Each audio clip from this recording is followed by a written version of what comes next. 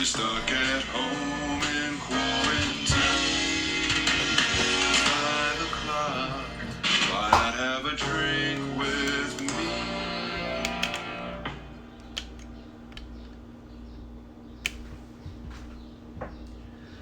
Hey, happy hump day, happy Wednesday. Hope you're doing good. Another hot day here in Boston. Real sweaty, a little humid, pretty hot.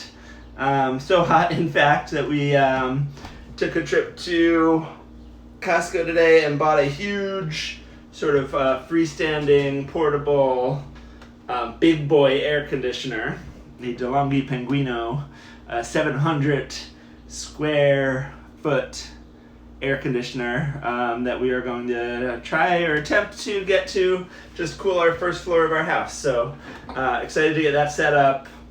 Bought that at Costco, got the biggest one they have, and hopefully that'll help with some of the heat because it is warm. It's supposed to cool down a tiny bit over the next couple of days, but overall good. A little bit of a disappointing afternoon. I was all excited for the space rocket launch at 4:30 that they scrapped because of weather. I don't know if you all have been following this, but the SpaceX, the SpaceX Falcon 9 rocket sending the Crew Dragon pod with 2 NASA astronauts from Cape Canaveral, Florida, up to space to meet with the International Space Station. And the first time since 2011 that we are from American soil sending astronauts to space, and the first time that NASA astronauts are going from a private American company. And we've been having to hitch a ride with the Russians for the last 9 years since we retired the shuttle in 2011. And so, really cool moment. Waiting. I know there's definitely some drama about the weather. Is it going to clear up? Is it going to be okay?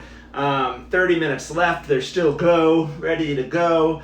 And then I think it was 17 minutes before launch, they ended up nixing it because of lightning and cloud cover in the area. So they're going to try again on Saturday. I think around 3 or 3:30 on Saturday is their next opportunity.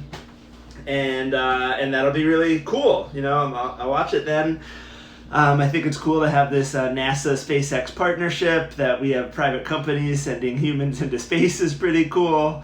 And just space travel overall is awesome. So disappointed that didn't work out this afternoon, but we'll try again in 3 days. And apparently if they can't launch Saturday, then the next day is Sunday. So for whatever reason, they can't do it tomorrow or Friday. I don't know why. I'm sure it has complicated math reasons for how they need to capture and line up. Apparently they used to be able to, let's hang tight for a half hour and see if we can launch later. But everything is so precise, and they're trying to again catch up with the space station now, that they can't just delay for a short period of time, which is too bad. But really cool stuff. And apparently if they had launched today, it was going to take them 19 hours to get to the space station, so they would have gotten there tomorrow morning. But again, for math and physics reasons, when they launch this weekend, I think it's going to take longer than 19. It's going to be 30 hours, I read, in order to catch up to it. But the other crazy thing is that it's just they don't know when they're going to come back yet. Originally they're we'll put you up there for 2 weeks, but now they're we don't know. We need to figure stuff out. But apparently the main priority of the mission is really just testing the shuttle, and the rocket has success. This Falcon 9 rocket has successfully taken off and shot things into space and come down and been okay many times, but never with people. And so they're going to do that. So that's cool. Have kind of a crazy cocktail tonight that I'm excited to try. This was motivated by, I was having a conversation with my friend Zach and his lovely girlfriend Athena last night, and they were talking about this crazy Mai Tai variation that they had, which had an ounce or an ounce and a half of Angostura bitters in it. And they're like, oh, it was so good, it was crazy. And that reminded me, like, oh, I've like heard and read about this recipe referred to as a Trinidad Sour, which is basically is the same idea, where it uses just a ton of Angostura bitters as your base spirit and base ingredient. How rad is that? So this was a cocktail that was created by Giuseppe Gonzalez, who's a New York City bartender. He made it in 2008 for the first time when he was bartending at the Clover Club, which is this bar in Brooklyn. Not sure if it's still around. Not sure where he is now. I don't think he's still there. But anyway, people seem to love it, and the reaction and response that I see people write about it is that it's just like blows their mind that this isn't just a like crazy, overly intense bitter drink, but that it's really evened out. And it's made just like a sour, and we're gonna round it out just a tiny bit with some rye, but we're gonna use more Angostura bitters than any other ingredient. We're also gonna have a bunch of orgeat in order to sweeten it up and mellow it out a little bit. And then the sour is going to come from lemon juice. And then the final thing is that I'm on the fence about this, but I think I'm going to go for it. The original recipe is just a classic sour, but I'm going to modify it a tiny bit in the way that we often make sours and improve them, which is add an egg white, which I just think is awesome and the best. And there's something about a like foamy, frothy Angostura drink that gets me really excited. So I'm going to go for it and do the egg white there. So let's get to it. The Angostura is going to be dramatic, so let's measure out the rest of our ingredients first. So I'm going to do an ounce of orgeat, which is going to get this thing nice and sweet and that lovely almond flavor. This continues to be my favorite smell in the world, that like almondy orgeat smell. Just half an ounce of our Rittenhouse rye.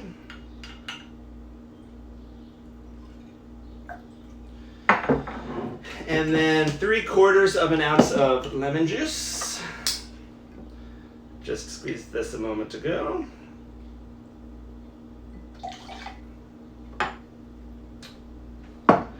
And then we're gonna do, like I said, an ounce of Angostura bitters.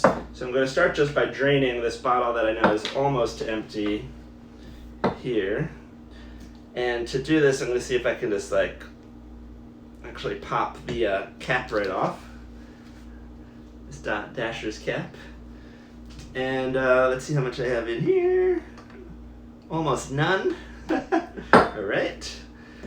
But luckily I plan ahead with these things and have my second new bottle of Angostura bitters right here.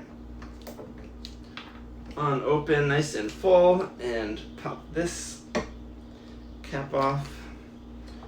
And here we go. Woohoo! Oh man, can you believe that? Oh man, this is awesome. All right. Cap this back on. And I think what I'll do is a reverse dry shake. So I need my egg white first. So let's, oh boy, that did not crack really well. Let's see if I can salvage this. Stay in there, yolk. Whoop. Perfect. All right, throw in my egg white, and we are ready to go. So I'm gonna grab my ice. Oh wait, I already have my ice out right here. How silly. So the reverse dry shake is to, remember when you're using egg white, you often want to shake a lot. But you don't want to overshake with ice because that'll create too much dilution. So you want to shake part of the time with no ice. And so you have two options. You can start with ice, strain it out, and then shake some more. Or the opposite. Shake without ice, add the ice, and finish with ice. There continues to be some debate about which is the best. There's a lot of talk about different size foam bubbles that you get, but we'll see. I'm gonna do the reverse this time. I'm gonna throw my ice back in the freezer.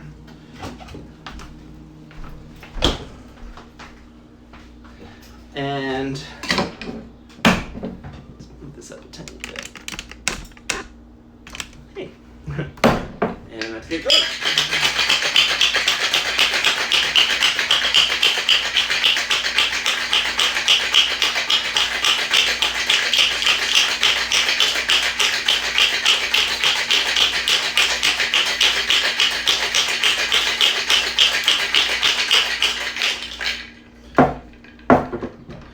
This is nice and cold, and so what I'm going to do now is strain this, double strain it back right into my glass.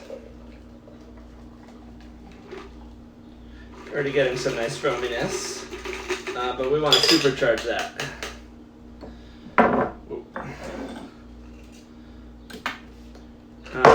So I'm going to toss my ice.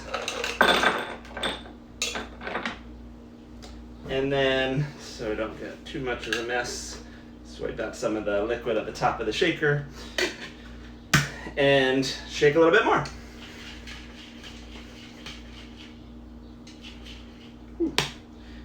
It's harder to get a seal when you don't have the ice in there, and it ends up sometimes being a little bit messy, so just cover that up.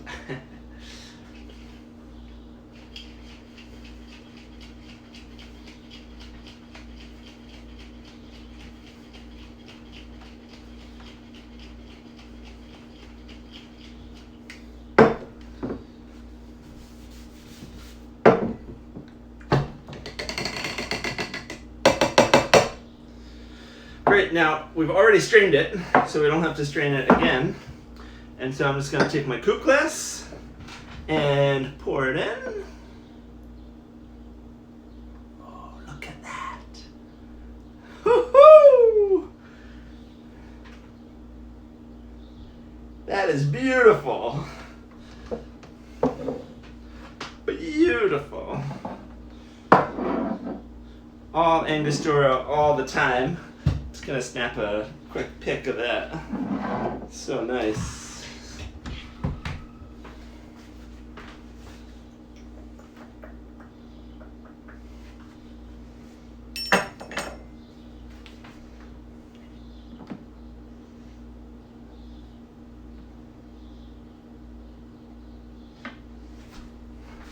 Woo! I almost don't want to drink it, it's so pretty.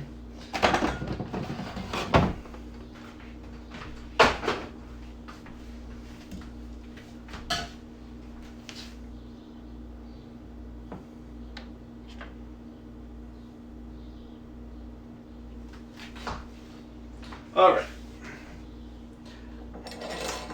Enough with the picture taken. Let's give it a try and see just how intense these bitters are. Would you look at how pretty that is?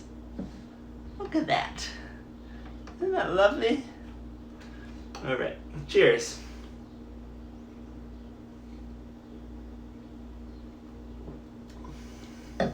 Oh, man. Woo-hoo! That is amazing. Oh, wow.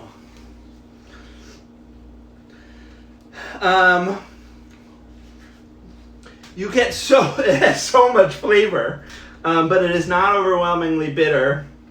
I'm really glad I put the egg white in there. It gives it just like such an amazing mouthfeel and texture. And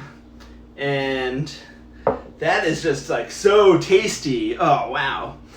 You get like, Angostura bitters I feel like are so strong by themselves that when you start to really like appreciate a lot of the different, more subtle or interesting flavors that come from it by diluting it a little bit, right? And letting it open up, but with enough of it in there where you're still, really starting to pick out what those flavors are.